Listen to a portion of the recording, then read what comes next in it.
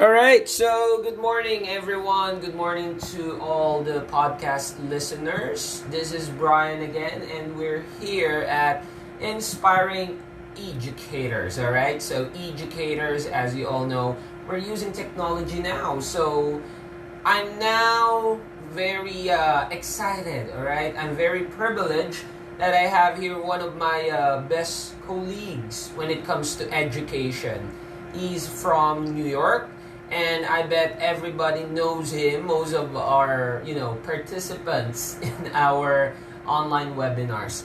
So, ladies and gentlemen, without further interview, let me introduce Armen Kassabian. Hi, Armen. Good day there. How are you? I'm doing fabulous, Brian. Right now, I'm talking to you from the past, like the movie Back to the Future. I'm actually still in Monday while you're in Tuesday here in New York. Woo! That's wonderful. You know what? Just that, starting the podcast makes me feel, excited about this one. So, Armin, for all our listeners to know you more better, can you introduce yourself? Who's Armin, by the way? Sure. Well, my full name's Armen Kassabian. I just turned 33 a couple days ago, and I'm an educator uh, from right outside of New York City. And I kind of, my role is just an English teacher, but I consider that my role goes beyond just teaching English. I really look at the act of teaching as a form of uplifting the human spirit. Wow, that's wonderful. It sounds kind of lofty, No, almost no, like it I'm in some sort isn't. of like a spiritual role. But I mean, I really just teach English, but I like to consider the way that I teach and the way that I interact to be more than just a language. Yeah, yeah, and that's how we feel every time that we do our social and emotional learning sessions online. You're not just an educator, you're a spiritual guru, as I may say. That's that, what I'm going for. yeah, because the activities, the things that you provide to all the participants, it uplifts our personality, our soul. So I consider you one of my guru now. I mean, guru means the someone who brings light into other people's lives, and we're in Yes. a pretty dark global situation, but we can also enter into dark emotional and mental states. So I think that no matter what kinds of a teacher we are, if we're not uplifting, bringing some form of light into other people's lives and like regularly into our own, what does knowledge serve for, Bryant? That's right. That's right. Very interesting. Now, Yeah. so everybody knows who Armin is right now, but then we also wanted to know Armin. What made you decide to be in this path of teaching? Tell us a little bit more about why did you end up as a teacher, please? Yeah, it's a beautiful question. Well, when I grew up, I had some trouble in school. I always like to start by saying that, with sometimes mixing letters, staying focused, staying seated, staying organized. Those are really areas of struggle, and it made school a pretty uncomfortable place for me because I never really felt that there was a place for me in it. Even though I went to school, feeling part of something doesn't mean that, being somewhere physically doesn't mean that you're there mentally, and it doesn't mean your heart's in it. So when I was growing up in school, the things that made me feel most alive was when I was in my chorus class, let's say, singing, or if I was, the number one thing was sports. Anything with sports, I would feel alive and filled with joy. And also just interacting with friends, like all of us. And what brought me to teaching, I think, was struggle in school. I had some teachers that were wonderful, other ones that were really challenging, and I would almost say insulting because, teachers get frustrated. We're human, and we do things that may or may not, uplift and help our students. So I kind of found myself after college starting to do some teaching, and then as I started doing more jobs, subbing in New York City and working abroad in Martinique and then in Brazil and then Mauritius, as the years went on, I realized, I really am a teacher. My mom is a teacher, and it's part of who I am and what I do. And it wasn't like one day I woke up and said, I'm going to be a teacher. It was more just as I continued to live my life, more opportunities around teaching came to me, and I began to own that as the kind of role that I'm going to have in society. Wow, it's an amazing story.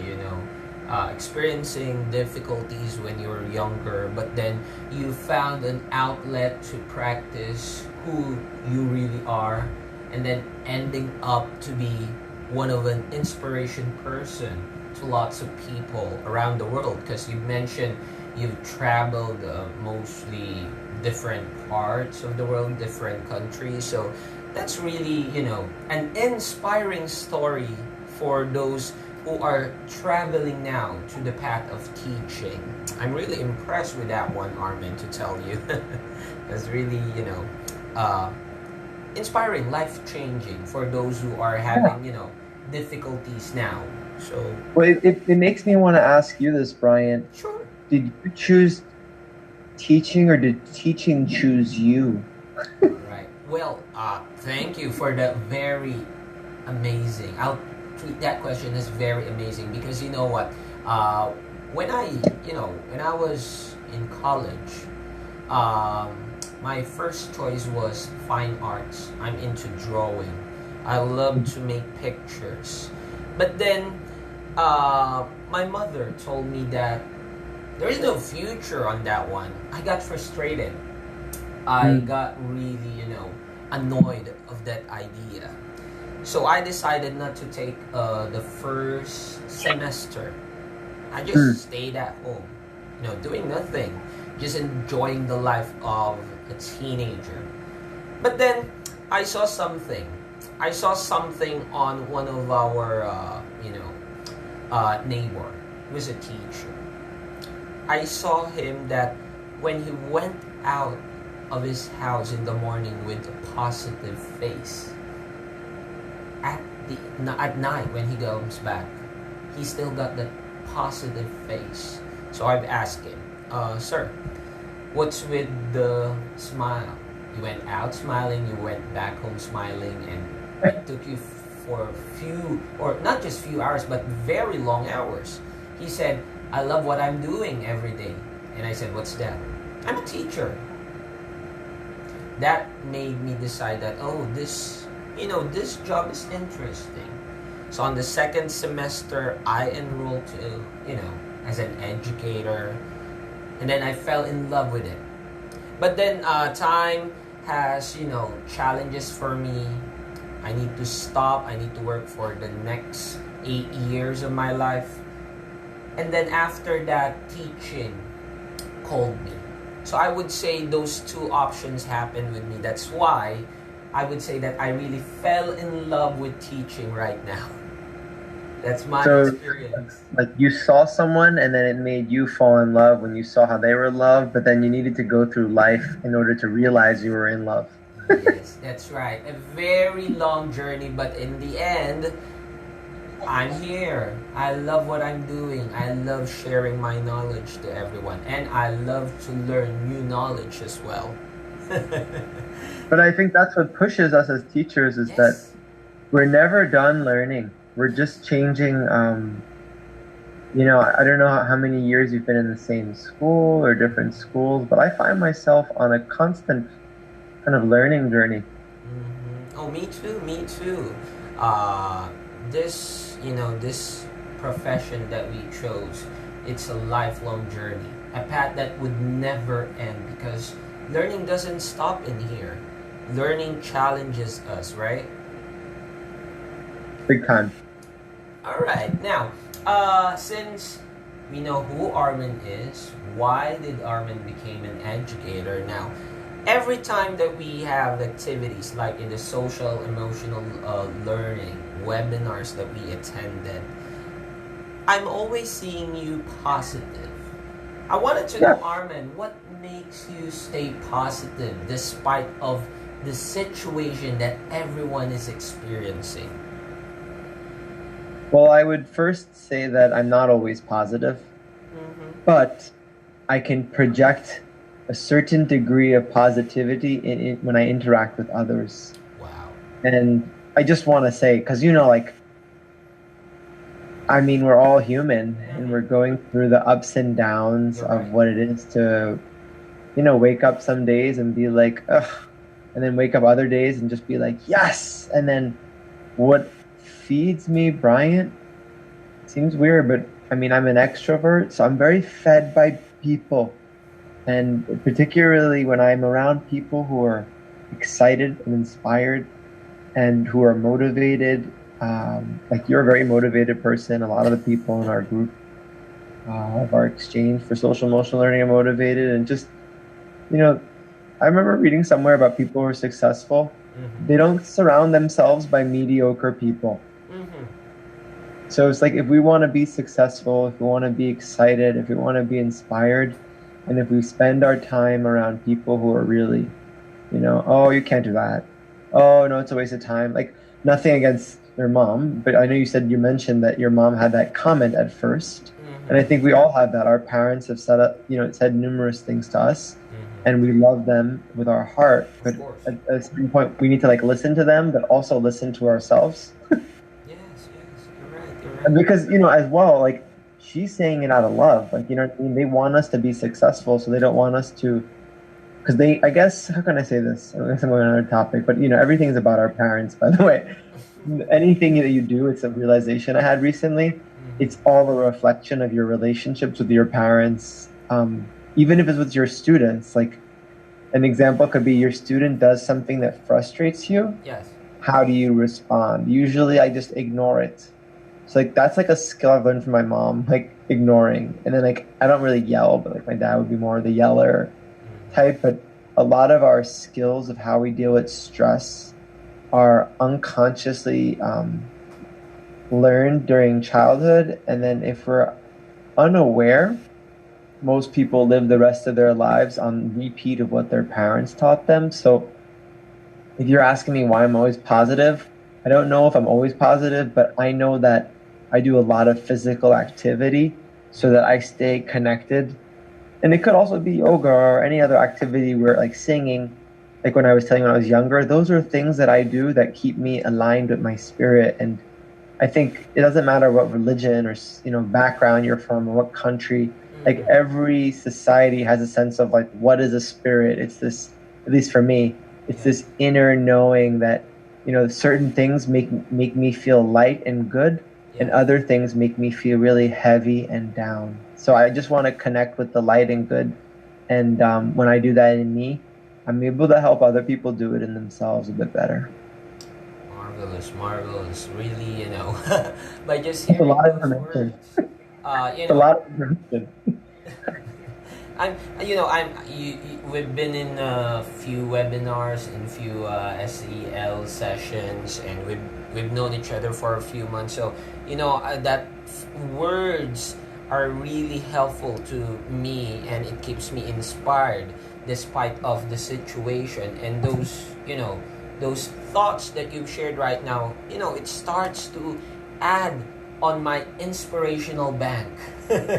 It lets me, build up my day even if I'm facing lots of challenges, I'm facing lots of, dramas, but hearing someone with that kind of outlook and hearing someone with that kind of perspective in life makes me continue what I'm doing every day and puts the negativity aside. It's like, hey, negative feeling, show up, stay there, Yeah. don't act. I need to do something good for today. So that's how life really works on me. I usually do that. I put the negativity aside. And just like what you said you're doing, you let someone feel the positivity. And then once they felt it, it would also brings back to you. So I'm really impressed on how you do it, Armen. I mean, I find that if I don't do it, I end up feeling really down. And I think that our own emotions are like our compass, Brian. So I bet, like me, you've gone up, you've gone down. And I think what helps the most is listening to yourself. That's You know, right. not only listening to other people, but listening to what Brian knows, you know? Yes, love that idea. Love that idea, brother. Now, we're off to the final question, and this is for all the educators who's listening to our podcast. Now, Armen, would you mind sharing your tips, your techniques on how you inspire your student? How does Armen do it? Sure. Well, I wouldn't say that you need to try. I know that that sounds weird, but if you're trying too hard, I think it comes off on inauthentically. So that would I be see. number one. All right. Don't try to inspire people. Number two would be yourself. And I mean, maybe yourself, who you are in the moment, is not very inspiring, and that's okay.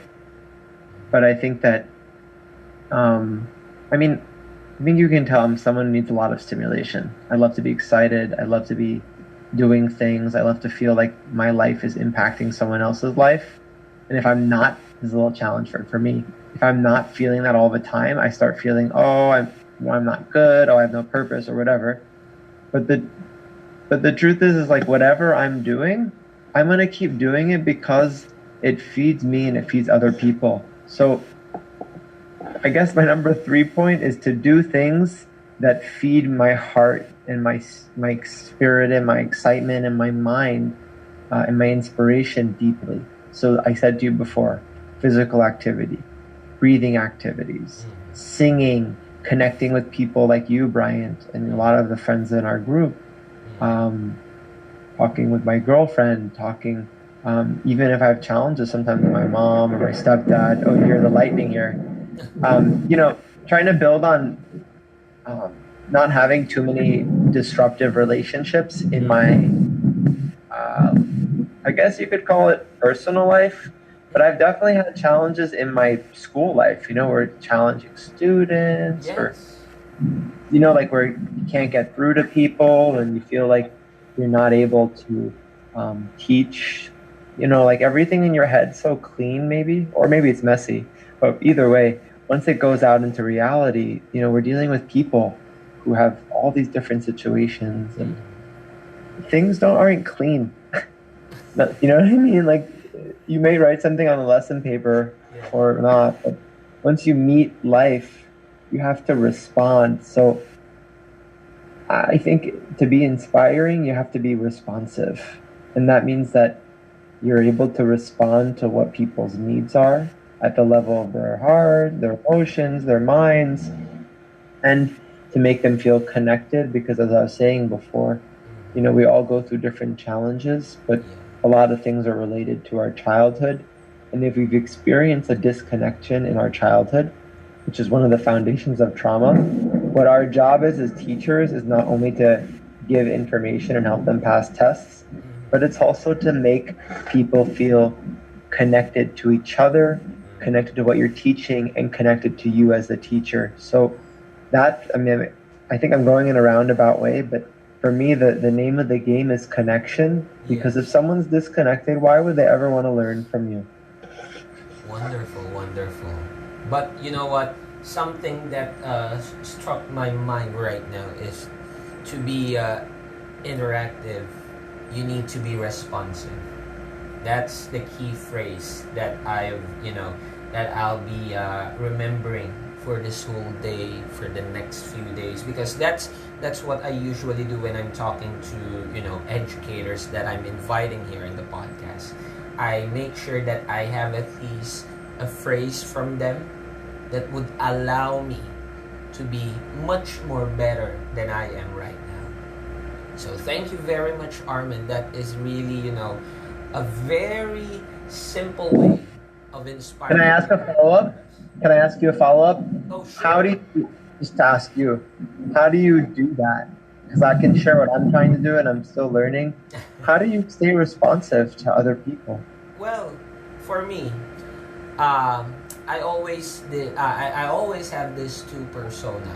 I'm not saying that I have split personality, but this is how it works.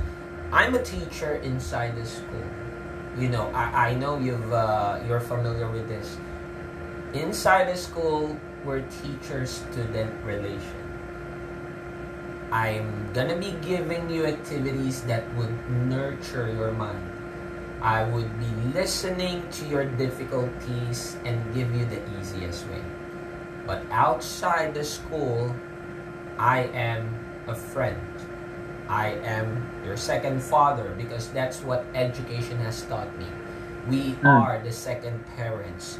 So I always make sure that I'm using the right persona in helping my students. If the problem is in the school, we'll do it as a teacher student. But if it's outside, for example, you had issues with your parents, you had issues with life, you had issues with your girlfriends, because I've been in relationship for the past 14 years, so I'm very happy to help you with. And when it comes to money, not the actual monetary problem, but I would be more than happy to give you tips because I'm teaching entrepreneurship, life skills. So that's how I attack the students. If the problem is within the school, we'll sort it as a teacher-student. If it's outside, we'll do it as a father, a friend, a brother to you. That's how I do it. So I just want to know, so you basically are comfortable with, based on the expectations on, like, if it's an assignment or if it's more just a conversation, you can change roles of how students experience you. Yes. I'd love to do that one because we cannot simply use our teacher persona to students. For example, they are already out of the school, right? Let's say they are at home. They will message me, Sir, I'm having a bad day. Then I'll ask, why? What's the problem? I saw that you're not interacting in the school. My mom scolded me. So immediately my mind will work, okay, work as a parent, work as a dad, and boom, I'll be giving, suggestions, experience that I've had as a son, as a parent. But if the problem is within the school, let's say, oh, sir, I'm having a difficulty in computing this. All right, teacher mode. That's how I usually works. I make sure that the right Brian is helping them. Not just the Brian as a teacher, not just Brian as a dad, not just Brian as a friend. It's powerful to know the right types of roles, and I think that when you're saying that they need all of us, they need all those roles at different times, because they also probably need Brian the disciplinarian sometimes, because you know how kids are. Oh, they they test our really boundaries. don't like Brian the disciplinary man because, I'm very strict. I'm firm in giving decisions. But then, when Brian, the father, the brother kicks in, oh, did I over-scolded them? Have I used the right words in scolding them? Because as a disciplinarian, I have 2 kids already. I'm firm with my decisions, but at the back of my mind, I have this soft heart to kids. You have both. But I think that's the key thing, is knowing how to respond to different people. And that's actually not just about behavior. That's also about really good teaching, because what one kid's going to need from you is not the same thing as another kid. That's right. That's what that's good teaching, Yes, wonderful. I'm very happy that I had this podcast with you because, the interaction. I love interaction. And, whenever I've asked someone and then they have a follow-up question, it feeds my mind with knowledge that I can use, not just academically, but emotionally and spiritually. So I'm very thankful we had this opportunity, Armen. I'm with you, and I'm honored, and I want to hear it. I want to get a copy of it. I want to share it online. I want to help you get to over 100 educators that you're going to interview. I'm so excited by just, You're going to do it. And you're going to get me excited again, because I got up to about 96. Not all of them are interviews. And then I kind of slowed down. And I think this is what teachers do with the students, is that we light a fire in them. Yes. And the only way that a fire continues is if you put wood in it. And that's your words of encouragement. That's, Yes. your love, your actions. That's the wood in the fire of the hearts of learning in our students. Amazing words, amazing words. I really love those ideas that you gave to me. So, Armen, before our podcast ends, would you like to invite our fellow educator listeners to be part of your activities? The floor or this podcast is all yours now. If you would like to share, invite them to your activities, please. Sure. The main activities that I would like to invite teachers to join me on would be about, sharing projects. It's a lot of lightning here. Sharing projects that you do in your class and that I'm doing in my class so that our students can learn from each other. I'm really interested in intercultural exchange and how, basically how students can connect globally. So anyone who's interested in doing that or learning about that, contact me. We're doing one I just came up with today about henna. It's something very popular of, I don't know if they do it in Philippines, but it's a, Oh yeah, it's a before. tradition. Before you did it? Yeah, in the tradition of some province here, for example, in Baguio, Were they have, Muslim or Hindu or Christian or animist? they are. I would say they're not Christian, not Hindu, but they believe in spiritual gods. That's why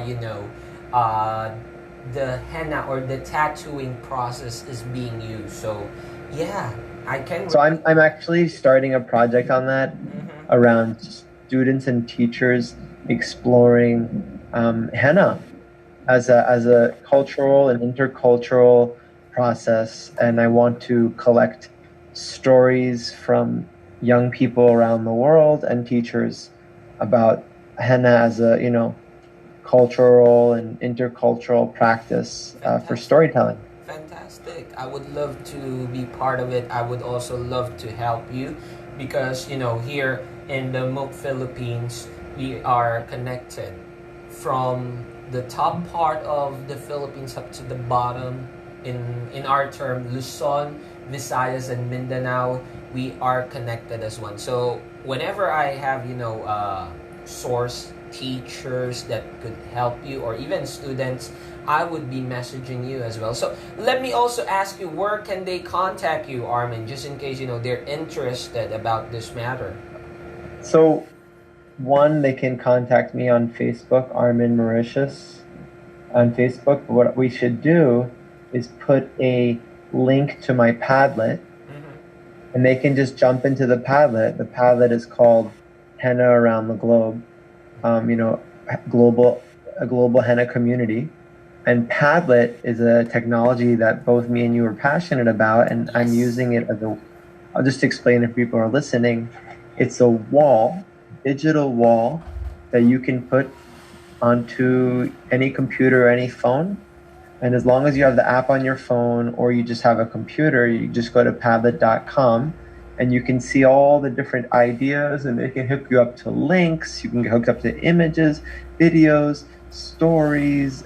Basically, it's a way of sharing ideas, and I want to use it for intercultural exchange for students. Awesome. So to all my podcast listeners, to all the educators out there, if you're interested and if you wish to be part of this once in a lifetime experience, feel free to message Armen via Facebook, Armen Mauritius, or you can also message me and let's all get connected in this journey of learning. So once again, Armen, thank you very much. Okay, from the bottom of my heart, how I'm very happy for you finally to be part of this podcast session. Thank you so much, my friend. The honor's mine, and I can't wait. We're gonna get you up to 100 before 1 year. You're gonna see. Exciting. Get ready. Thank you, Armen. So again, to all my listeners out there, thank you so much for staying with us on this another episode of inspiring educators. Till then, bye-bye!